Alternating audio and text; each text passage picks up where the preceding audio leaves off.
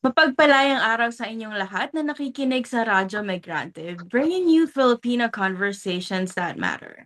Ngayong episode ay pag-uusapan natin kung ano nga ba ang epekto ng US-Israel war sa Iran sa ating mga Pilipino lalo na sa mga migrante.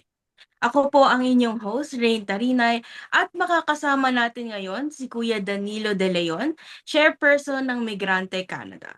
Welcome po to Radyo Migrante, Kuya Danilo. We're happy to have you here. Kumusta po kayo? Salamat at okay naman ako. Salamat sa pag-imbita no dahil ah, importante sa atin at tayo concerned sa nangyayari sa buong mundo at lalong-lalo na sa Pilipinas no. So salamat sa pag-imbita at magandang hapon sa inyo. Salamat po. Kuya Danilo, para po sa mga nakikinig sa atin at nanonood, no? Konting mga tanong lang po bago tayo mag-umpisa sa mga mas malalim na katanungan, no? Kayo po ay, gano'n na po kayo katagal na OFW? At paano po kayo nag-umpisa din, no? Bilang isang OFW? Ano no, dumating ako dito sa Canada 2009. Hindi ko ano na dito ako mapupunta kasi ang nag-apply ako noon ay Japan tsaka Ireland no. Pero parang inano na dito ako dalahin kaya dito ako napunta. At since 2009 no, nagtrabaho ako kagaya ng mga ibang manggagawang migranteng Pilipino. Tayo ay nagpapadala dahil may pamilyang sinusuportahan, may mga kamag-anak na at mga na tinutulungan. So, yun, ganon, ano siya, sa hirap ng buhay sa Pilipinas ay nakipagsapalaran at ang akala natin pag nag-abroad maganda, yun pala hindi, no? Bali kasi ang tatay ko nag-Saudi din during 80s, kalakasan ng Saudi. Tapos yung kapatid ko naman, nung kalakasan ng mga Japan, banda sila. So nagja-Japan siya. So nag-Japan for 7 years. Akala ko noon, no, maganda kasi abroad. Ang nare-realize ko dito nung nabiktima ako ng abuse ay biktima pala kami nung labor export program ng gobyerno na pinagsasamantalahan ang Pilipino at ginagamit yung lakas ng Pilipino para pagkakitaan. No? So yun, doon ko na-realize na biktima pala kami. At ang kwento po ni Kuya Danilo, no, ay sumasalamin sa napakaraming pamilyang Pilipino. At ngayon naman po pag-usapan natin, no, ah, itong nangyayari sa Middle East na US and Israel war on aggression sa Iran. Napakarami pong balita kamakailan, no? Halos lahat ng social media natin, ito yung laman. Kuya Danilo, bilang tayong mga migranteng Pilipino, tayo nasa Canada o malamang pwedeng nasa ibang bansa din, wala, malayo sa Middle East. Ano po ba yung epekto nito sa atin? At bakit po ba dapat tayong makialam? Una no kasi yung digmaang Iran ay US nagdulot ng ano yan no, yung pandaigdigang pagtaas o pagkabigla ng presyo ng langis no na nakaapekto sa ekonomiya ng mga bansa lalo-lalo na sa Pilipinas at pero sa halip na protektahan ng mga tao ay ang kasalukuyang gobyerno ay nagsasabing o nagpapataw ng pagtitipid at pagpapawalang bahala sa patuloy na pagdurusa ng mga Pilipino no. Parang insulto yung sinasabi nilang sa kasalukuyang sitwasyon ay dapat magtiis at magtipid no. At ano yun no? Insulto yun. Kasi nagdurusa na yung mga tao at ganun pa yung gagawin no. At doon naman sa mga migranteng Pilipino na naiipit sa Iran, no? Ano ba yung dapat siguro tingnan diyan. Ano ba yung responsibilidad ng konsulado at mga embahada, no? At ano ba yung kanilang plano? May plano ba sila na tulungan? Ano ba yung tulong na ibibigay nila sa mga apektado dahil may mga pamilya yun na umaasa, no?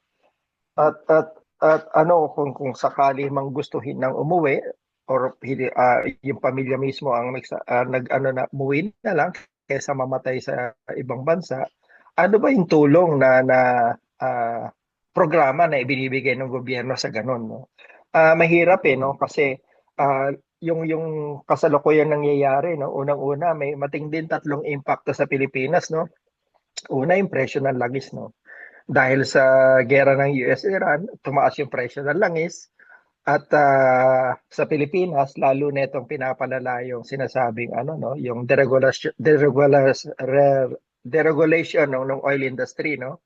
Yung walang kontrol ang gobyerno sa patuloy na pagtaas ng presyo ng mga petroleum products, no? Dahil kagaya ngayon, no, yung kada litro ng crudo ay tumaas ng 40 pesos, no? Sa loob lamang ng 2 linggo. Tapos pangalawa, kasabay niya yung pagtaas na rin ng presyo ng kuryente, no? Dahil automatic yan, no? Na tumataas dahil rin dun sa ano, no? Na privatize yan, no? Deregulated yung generation charges, kaya anumang dagdag gastos ay agad na ipinapasa sa consumers, no? Kaya walang sapat na protection yung publiko laban sa taas ng singil, no? Tapos pangatlo yung tubig, no? Yun yung mga nakita natin na nagsitaasan din, no? Tumaas yung singil sa tubig dahil yun na nga rin, privatize na rin ng MWSS at pinapasa ng mga yayaman yung epekto ng pagbabago sa palitan ng piso kontra dolyar or foreign currency difference adjustment. So, ang impact talaga lalong tumatama sa atin, no, sa Pilipinas at sa mga ating mga kamag-anak, yung mga mahal sa buhay. Ngayon sa atin naman na wala sa Pilipinas, may epekto rin 'yan kasi yung mga kamag-anak natin na umaasa sa atin, sa remittance natin, syempre anong gagawin natin? Dadagdagan natin yung padala natin. Dahil hindi natin matitiis yung mga kamag-anak natin, no? Hindi natin matitiis yung ating pamilya, magulang, kapatid. Dahil ayaw natin na makita or malaman na nasa sitwasyon sila na gano'n, no? Tayo na nandito ay gumagawa ng paraan, no? At kung kailangan magdalawa o tatlong trabaho para mapunan, no, yung kahirapan sa Pilipinas. So yun yung impact din nun tayo na nandito sa Canada o yung ibang migrante man na nasa ibang bansa rin na kagaya ng US, Australia, Europe. So may epekto yon kahit wala tayong direkta sa Iran or sa Pilipinas. Yun ang epekto nun. So, ibig sabihin po 'no, Kuya Danilo, para sa mga nakikinig sa'tin na mga OFW, mga nanay, tatay, tito at tita, yung padala mo na magkano po ba ang ano, usual na padala, 20,000 kada buwan? Ay Akin kulang na kulang po 'no, para sa mm. pamilyang Pilipino. Mm. Oo 'no, kasi kung dati pinapadala mo, halimbawa let's say nagpapadala ka ng $1,000 at saktong-sakto lang 'yon. So maano ka na dagdagan 'no at dahil alam mo na kukulangin dahil nagtaasan lahat eh. 'Yun pa lang ang nakita natin for sure yung mga presyo ng mga pangunahing bilihin 'no, yung mga asukal, mantika, bigas tataas 'yan 'no. At 'yun yung epekto 'no, domino effect 'yon. Kaya ano no, kailangan anuhin anuhin natin ang gobyerno no dahil responsibilidad nyo ang mamamayang Pilipino, obligasyon nyo nagsolusyonan at tulungan yung mga kinakaharap na suliranin ng mamamayang Pilipino. Kaya nga kayo nilagay sa gobyerno ay para magtrabaho, magserbisyo para sa Pilipino, hindi magserbisyo para sa kaibigan, sa kamag-anak at sa pansariling interes no. Kaya no, kaya inaano natin yung malinaw, malalim yung pagtutol natin sa mga no, yung mga dynasty dahil isa yan sa dahilan kung bakit marami or talamak yung mga tinatawag nating bureaukrata kapitalista, no? Yung mga nagtatrabaho ng mga nasa gobyerno na pansarili lang ang interes ang iniintindi, no? Hindi talaga yung interes ng mga mamamayang Pilipino. Salamat po. Kuya Danilo 'no, mabalikan lang natin yung sitwasyon sa Middle East. Meron po ba tayong mga miyembro o mga pamilya, kayo rin po ba may mga kamag-anak, kakilala na nasa Middle East at naiipit po sa giyera ngayon. Ano po ang sitwasyon kung meron po kayong nabalitaan mula sa kanila? Sa akin ano, meron akong pamangkin at pinsan na nasa Dubai at yung nanay nung dalawa kong anak ay nasa ano naman siya, Qatar, no? Hindi sila masyadong apektado kasi nasa gobyerno yung trabaho nila. At yung isa ko namang pinsan na nagbabalak umuwi kasi ano parang natatakot at yung asawa niya ay sinabihan siya na umuwi ka na lang kaysa may mangyari pa sa yung masama diyan, no. Ayaw naman nating mangyari yun, no. So ganun yung mga ano, ganun yung mga sitwasyon dahil hindi mo masabi yung ano, hindi mo masabi kung hanggang kailan, no, ano pa ang ah, pwedeng mangyari, no, sa pagitan ng Iran at US, no, yung gera na to. Kaya mahirap ah, is mai-predict, no, kung ano pa yan dahil alam naman natin kung bakit ginagawa ng US yan, no, sa Iran. Meron po ba rin silang nabanggit kung ano ba ang plano ng gobyerno ng Pilipinas bilang ito po ay usapin din ng safety nila, no, hindi lang sa remittances, no, safety din ng mga kababayan natin. Yun nga eh, no, wala eh. Kaya nga dapat ano eh, sa akin, yung usapin ng ano, ng yan, Department of Migrant Workers, dapat alisin yan. Wala silang silbi, wala silang ano eh, wala silang ginagawa. Yung responsibilidad ng trabaho nila, dapat gawin nila. Pero wala silang ginagawa eh. Meron man tulungan or bigyan ng serbisyo, pili lang, no? Kung hindi kakilala, baka kamag-anak ng kakilala o kamag-anak pa, no? Pero dapat pagka ganong ano, usapin ay wala kang sinisino eh. Basta Pilipino, pagsilbihan mo dahil kaya ka nga nandun eh. Yun ang purpose. Bakit may konsulado? Bakit may embahada sa ibang bansa, no? Ayun. Salamat po. Nasa pangalawa sa huling tanong na po ako.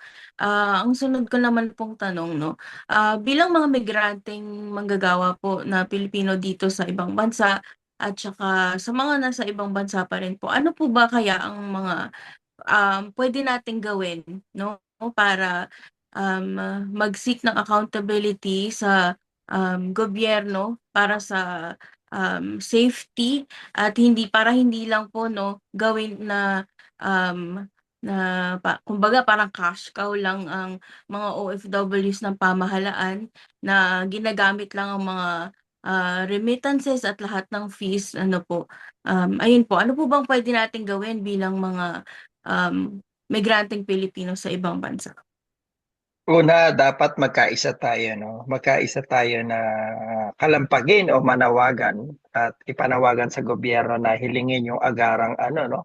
Pagbaba ng presyo ng langis, pag-alis ng VAT or excise tax sa langis at yung mga pangunahing bilihin, no? Dahil tapos dapat mag-ano ng mga ano, no, ng mga subsidy, no, yung mga pang-ekonomiya sa mga sektor na apektado. Kasi dati hindi naman ganito, no? Dati may control tayo, may control ang gobyerno sa mga pangunahing bilihin, hindi basta-basta pwedeng magtaas. Natatandaan ko noon, meron pang Price Stabilization Council, no, na tumututok sa presyo ng pag may ganyan mga krisis, tumututok sa presyo ng mga pangunahing bilihin, yung presyo ng bigas, asukal, mantika, yung mga ganun, no. So kaya ang panawagan natin sa gobyerno ay ano, no, siguraduhin yung seguridad ng mga Pilipino na iipit sa gera ng US at Iran, maglagay ng programa o ayuda na makakatulong sa pangkabuhayan ng mga uuwi at yung mga na hindi nakakapagtrabaho na naiipit sa gera, no.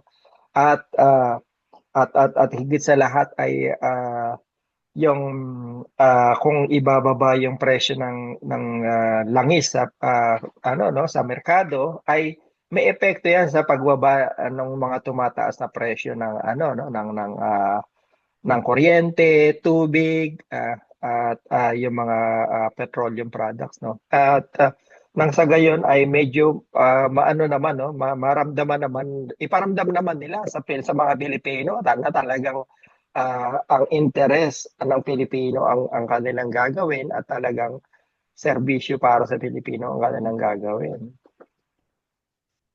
Salamat po. Naku, nakuha niyo na rin po yung panghuli kong tanong. Pero baka po may gusto kayong idagdag na ano po ba ang pangkalahatang panawagan ng Migrante Canada ng mga migranteng Pilipino po dito sa Canada? Ayun po. Una, no, kasi tayo, kagaya nga nung sabi ko, no, napilitan akong umalis ng Pilipinas dahil walang trabaho. Ang atin namang panawagan ay ganoon pa rin naman, no. Yung ano, no, national minimum wage, at yung genuine agrarian reform, tsaka yung industrialization, no, dahil kung magkakaroon ng ganon ay magkakaroon ng ano no ng maayos na buhay sa Pilipinas, maayos na trabaho, maayos na kita.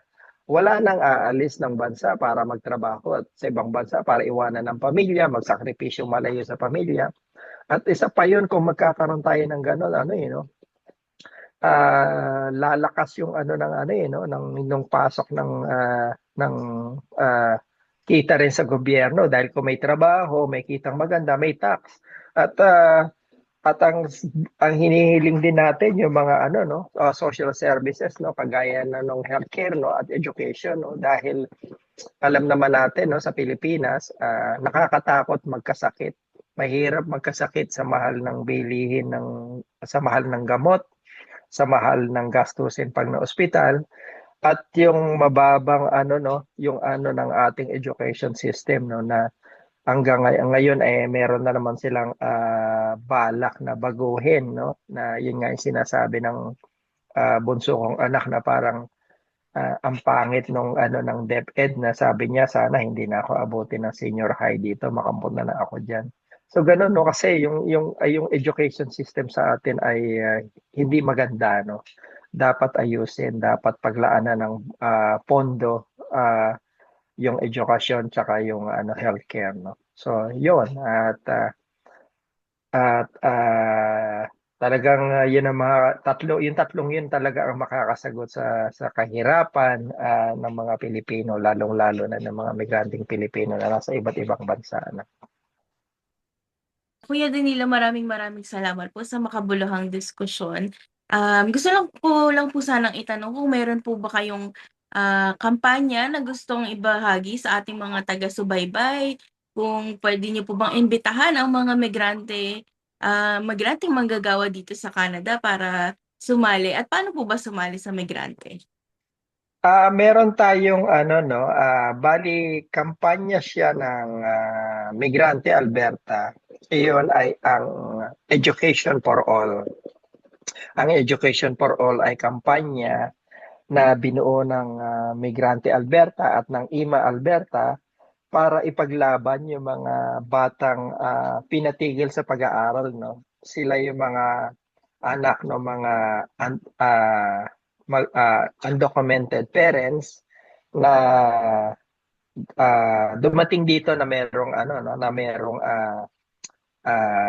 valid documents. So dahil sa kanilang status ay pinatigil pati yung mga anak nila pinalabas ng eskwelahan. So nagkaroon tayo ng kampanya, lumalakas yung kampanya ron. Tapos ngayon ay dahil sa kasalukuyan ang gobyerno namin dito sa Alberta ay conservative, ay merong dalawang referendum no. Una yung separation ng Alberta sa Canada at pangalawa ay yung ano no, yung pagpapatigil no sa pagpasok ng mga bata sa eskwelahan na anak ng migrant workers, international student at undocumented no. May mga ganon at hindi pa man napapagbotohan yung referendum ay mayroon na kaming mga nabalitaan na sinulatan na o pinatawag na yung mga magulang ng yung mga migrant workers at international students na may anak nag-aaral doon. Sinabihan na sila na hindi pwede makapag-enroll next is sa coming school year kung wala silang hawak na dokumento. Kasi karamihan mag-e-expire, no? May mag-e-expire ng April, merong August. So kaya may kampanya tayo ron. At meron pa tayong isang ano no na pinag-uusapan sa migrante, wala pa yung kampanya pero yung ano no, yung Bill C-12 na alam natin na magpapahirap yan no, hindi lang sa mga Pilipino no. Any migrant workers international student dito sa Canada no kasi magbibigay ng ano yan no ng ah, power sa gobyerno no para magkansela ng aplikasyon, immigration documents at yung mga refugee seeker no. So at mahirap dahil may dalawang provision doon sa Bill C-12 na ah, pwedeng magamit no at pwedeng maabuso. Although sinasabi ng current government na hindi naman nila gagamitin kung wala silang nakitang fraud, pero paano kung hindi na sila ang gobyerno?